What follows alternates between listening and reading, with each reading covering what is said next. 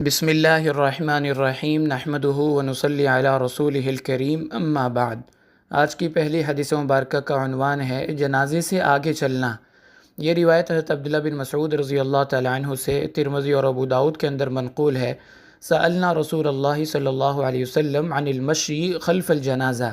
ہم نے آپ صلی اللہ علیہ وسلم سے پوچھا کہ جنازے سے آگے چلنا چاہیے یا پیچھے، تو آپ نے فرمایا الجنازۃ متبوعۃ ولا تتبع لیس منا من تقدمہا، کہ حضرت عبداللہ بن مسعود فرماتے ہیں کہ ہم نے جنازے کے پیچھے چلنے کے بارے میں پوچھا کہ آگے چلنا بہتر ہے یا پیچھے چلنا، تو آپ نے فرمایا جنازے کے پیچھے ہی چلو، جو آگے چلا وہ ہم میں سے نہیں۔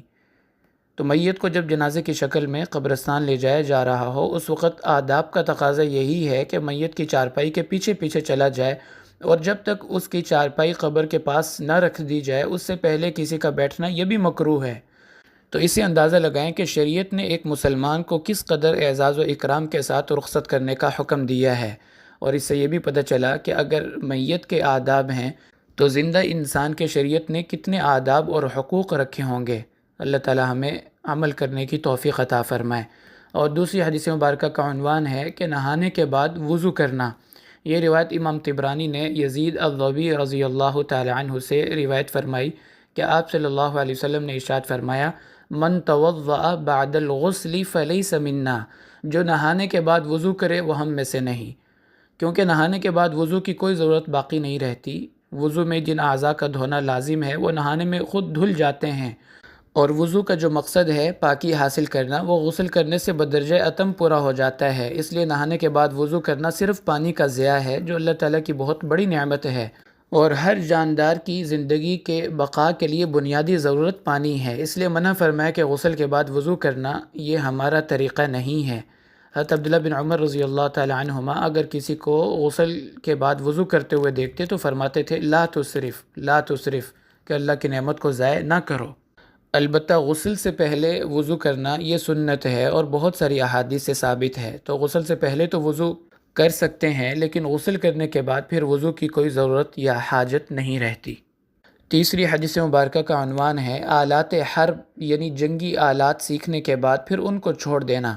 یہ روایت امام مسلم رحمۃ اللہ علیہ اور دیگر کتب حدیث میں حضرت عقبہ بن عامر رضی اللہ تعالیٰ کی سند سے منقول ہے کہ آپ نے ارشاد فرمایا من تعلم الرمی ثم ترکہ فلیس منا، وفی روایت عنہ فقد عصانی، کہ جس نے تیر اندازی سیکھی پھر اس کو چھوڑ دیا وہ ہم میں سے نہیں۔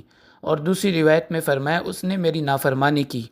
کیونکہ تیر اندازی سیکھنا جہاں عرب کی طبعی ضرورت ہوا کرتی تھی وہیں اس کی دفاعی اہمیت بھی مسلم تھی، اس لیے اس زمانے میں اس کی ضرورت سے کسی کو انکار نہیں تھا، اور آج اس کی جگہ جدید آلات حرب ہیں جن کو سیکھنا اور مشق کرنا ایک مومن کے لیے نہایت ضروری ہے، تاکہ وہ کسی وقت بھی ضرورت پڑنے پر اپنا اور اپنے بھائیوں کا دفاع کر سکے۔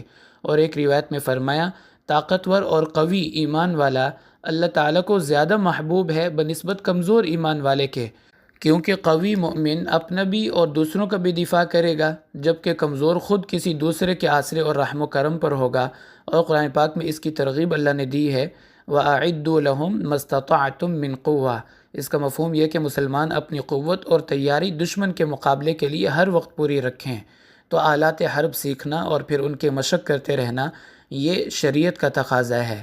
تو ایک مسلمان کی شان یہی ہوتی ہے کہ وہ ہر وقت ہر طرح کے حالات سے نمٹنے کے لیے تیار رہتا ہے۔ اللہ تعالی ہمیں ان باتوں پر عمل نصیب فرمائے۔ وآخر دعوانا ان الحمد للہ رب العالمین۔